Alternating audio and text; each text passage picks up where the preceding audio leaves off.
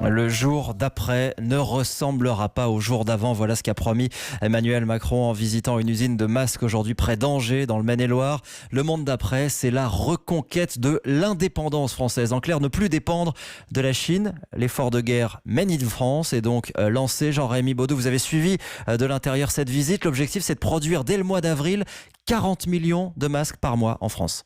Oui, et pour obtenir ce chiffre, il faut monter en cadence. L'usine d'Angers tourne désormais 24 heures sur 24.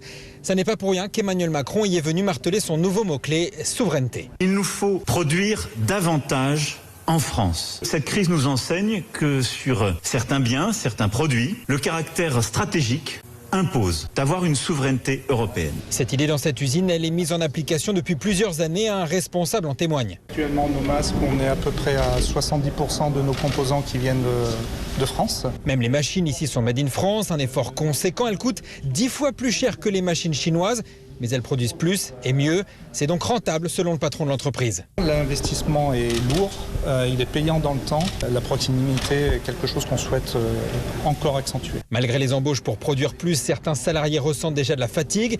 Et cet employé demande au président que les Français saluent aussi leurs efforts. À 20h, tous les soirs, on applaudit. Je voudrais profiter de votre présence pour que dès maintenant, on applaudisse en fin de compte tous les citoyens qui font l'effort. Donc cette France unie, on va l'applaudir ensemble. Vous avez parfaitement raison, merci. Des applaudissements pour le Made in France, mais aussi de l'amertume. Observant la visite du président, une des employées avec qui j'ai pu discuter m'a confié « Ils me font marrer, ils sont bien contents de nous trouver maintenant. Avant, tout le monde achetait en Chine. » Jean-Rémy Baudou, envoyé spécial d'Europe 1 dans le Maine-et-Loire.